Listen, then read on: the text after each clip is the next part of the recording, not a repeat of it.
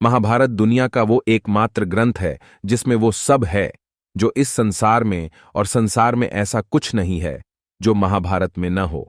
इस ग्रंथ में ऐसे ऐसे चरित्र हैं जिनमें हम अपना अक्स देख सकते हैं। महाभारत युद्ध के लिए भी जाना जाता है, ऐसा भीषण युद्ध जो मानव जाति के इतिहास में फिर कभी नहीं देखा गया। ये युद्ध था कुरुक्षेत्र का। ये युद्ध चला तो सिर्फ 18 दिन था, लेकिन भारतीय पुरुषों की लगभग 80% आबादी हलाक हो गई थी। इस युद्ध में पांडवों की जीत हुई थी और कौरवों की हार। लेकिन क्या कभी आपने सोचा है कि पांडवों की जीत के बाद क्या हुआ? कौन बचे? पांडवों ने कितने समय तक हस्तिनापुर पर शासन किया? और बाद में हस्तिनापुर का क्या हुआ? आओ दोस्तों, जानते हैं इन सभी सवालों का जवाब।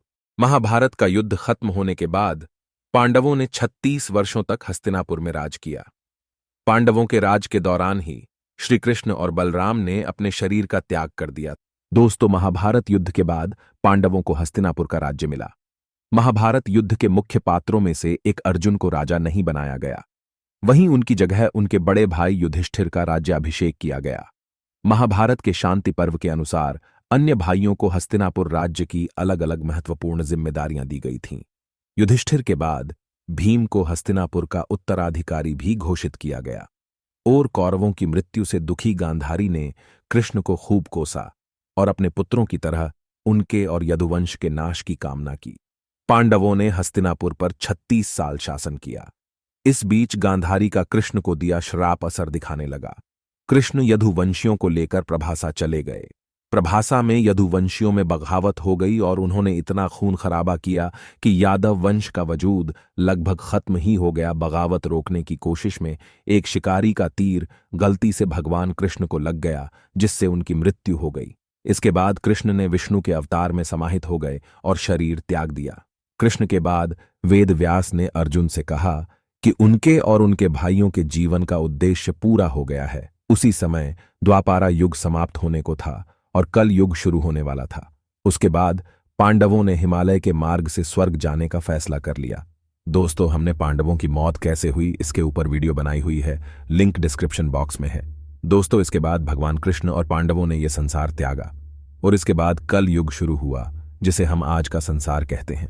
दोस्तों, मेरठ से 22 मील उत्तर पूर्व में गंगा की प्राचीन धारा के किनारे हस्तिनापुर बसा हुआ है। हस्तिनापुर महाभारत के समय में कौरवों की वैभवशाली राजधानी के रूप में भारत भर में प्रसिद्ध था। हजाराएं साल बीतने के बाद भी हस्तिनापुर आज भी पांडव व कौरव के नाम से जाना जाता है। महाभारत के युद्ध के बाद पहले तो यहां पर भीषण बाढ़ आई। उसके बाद यहां आग लगने से महाभारतकालीन कई अवशेष समाप्त हो गए। पांडव टीले, पांडव महल से पश्चिम दिशा की ओर कौरवों का महल था, जिसका अस्तित्व ही पूरी तरह समाप्त हो चुका है। मुख्य मार्ग से पूरब दिशा में पांडव और पश्चिम दिशा के क्षेत्र को कौरव कहा जाता है। वहीं हस्तिनापुर पर शोध कर रहे नेचुरल साइंसेज के अध्यक्ष और शोभित यूनिवर्सिटी के असिस्टेंट प्रोफेसर प्रियंक भारती ने बताया कि हस्तिनापुर को पूर्व में 2 बार बड़ी प्राकृतिक आपदाओं ने तहस नहस कर दिया था। सबसे पहले भीषण बाढ़ आने और मौर्य काल में बिंदुसार के शासन में यहां आग लगने का मामला सामने आता है। इस कारण यहां धरती में दबे हुए अवशेष आज भी काले रंग के प्राप्त होते हैं। दोस्तों, उम्मीद है आपको वीडियो अच्छी लगी होगी। वीडियो अच्छी लगे तो लाइक, शेयर और कमेंट में अपनी राय जरूर दें। फैक्ट नॉलेज फाइल को सब्सक्राइब करें